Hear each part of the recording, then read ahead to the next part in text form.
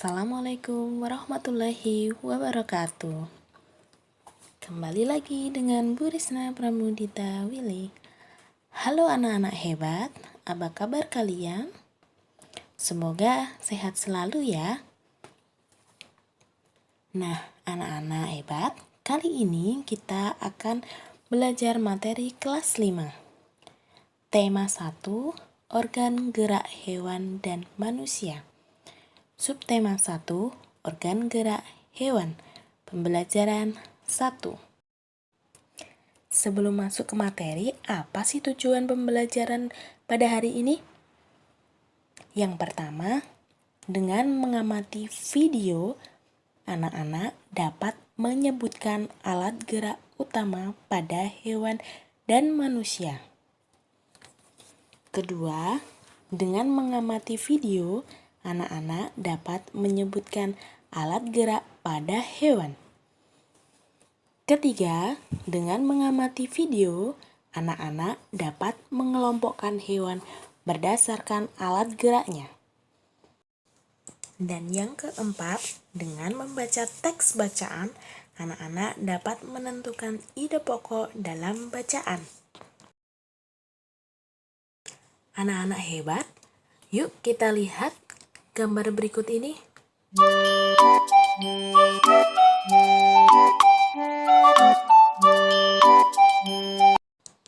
Dari gambar ini dapat diketahui makhluk hidup sedang bergerak.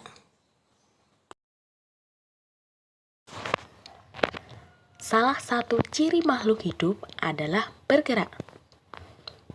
Bergerak dapat diartikan dengan berpindah tempat atau perubahan posisi sebagian atau seluruh bagian tubuh dari makhluk hidup. Manusia dan hewan dapat bergerak karena mempunyai organ gerak. Manusia dan hewan menggunakan organ gerak untuk berjalan, berlari, melompat, memanjat, berenang, mengayuh sepeda, dan lain-lain.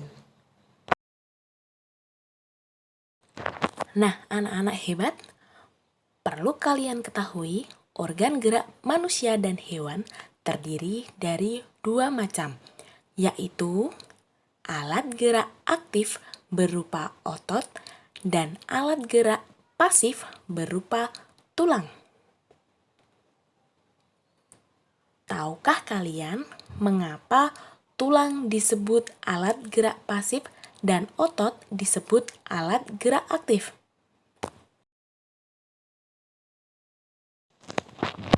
Tulang disebut alat gerak pasif karena tulang tidak dapat bergerak sendiri. Sedangkan otot disebut alat gerak aktif karena otot menggerakkan tulang. Otot memiliki senyawa kimia yaitu protein aktin dan miosin yang bergabung menjadi satu membentuk aktomiosin. Dengan aktomiosin inilah otot dapat bergerak.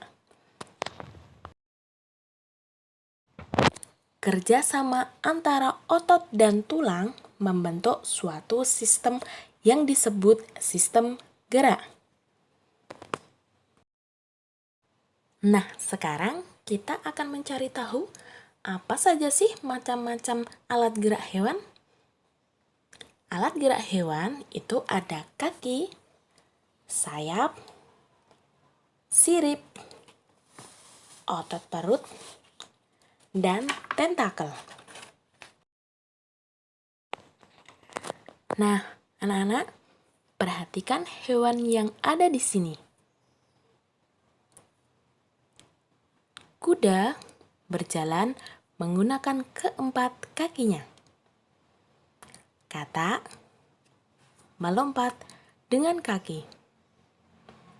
Kalajengking berjalan menggunakan kaki-kakinya. Dan ayam berjalan menggunakan kaki. Itulah beberapa contoh hewan yang bergerak dengan kaki. Lalu selanjutnya, hewan yang bergerak menggunakan sayap. Di sini, Bu Risna memberikan contoh 1. Burung. 2. Lebah. Dan 3. Kupu-kupu. Nah, anak-anak, ada juga nih hewan yang bergerak menggunakan sirip. Sudah tahu kan kalian hewan apa yang bergerak dengan sirip? Ya, betul. Ikan. Contohnya ada ikan paus, ikan lumba-lumba, dan segala macam jenis ikan. Selain itu juga ada hewan yang bergerak menggunakan otot perut. Kira-kira hewan apa ya? Nah, hewan yang bergerak menggunakan otot perut ada ular, siput, cacing, dan lain-lain.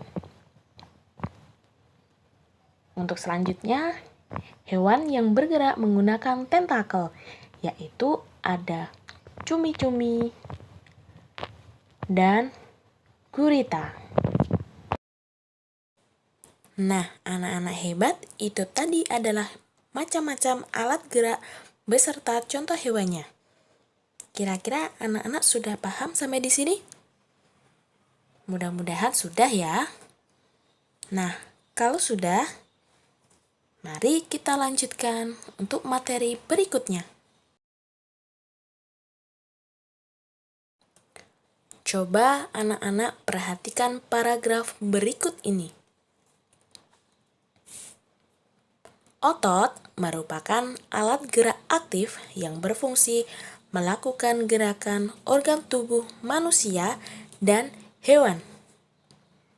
Otot memiliki senyawa kimia, yaitu protein aktin dan miosin yang bergabung menjadi satu membentuk aktomiosin. Dengan aktomiosin inilah otot dapat bergerak. Sehingga pada saat otot menempel pada tulang lalu bergerak, dengan otomatis tulang juga akan bergerak. Nah, dari paragraf tadi, apa ya kira-kira ide pokoknya? Anak-anak, apakah kalian masih ingat apa itu ide pokok? Jadi, ide pokok adalah gagasan utama atau inti permasalahan dalam sebuah teks.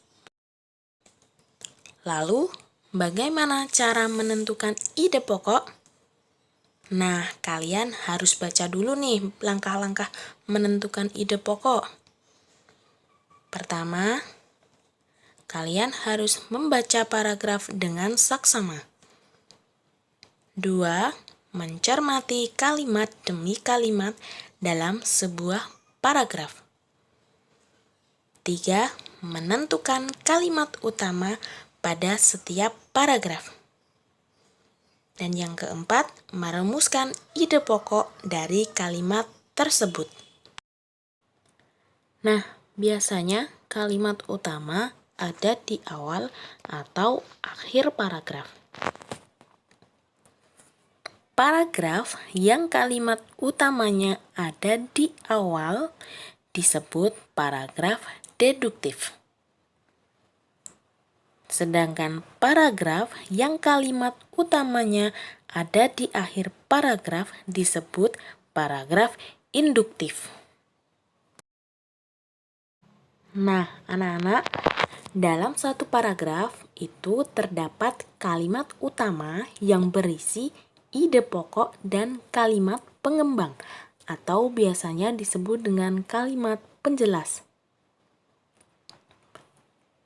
Kalimat pengembang atau penjelas merupakan pengembangan kalimat utama. Jadi, kalimat pengembang atau penjelas berfungsi menjelaskan kalimat utama agar lebih mudah dipahami pembaca. Nah, sekarang kita coba tentukan ide pokok dari paragraf yang tadi yuk. Kalimat utama ada di awal paragraf. Berarti ini merupakan paragraf deduktif. Nah, yang Ibu beri tanda ini merupakan kalimat utama. Dari kalimat utama ini, kita bisa mengambil ide pokoknya. Nah, dari sini kita bisa lihat ide pokoknya adalah otot merupakan alat gerak aktif. Lalu, manakah kalimat pengembang atau penjelasnya? Nah, yang Ibu beri tanda ini merupakan kalimat pengembang atau penjelas. Nah, anak-anak hebat, demikian tadi penjelasan materi kelas 5, tema 1, subtema 1, pembelajaran 1. Mudah-mudahan dengan video ini dapat membantu kalian dalam belajar. Nah, jika anak-anak sudah paham, Bu Risna cukupkan pembelajaran hari ini. Nah, sampai bertemu lagi di lain waktu. Tetap semangat dan salam sehat. Semangat belajar. Wassalamualaikum warahmatullahi wabarakatuh.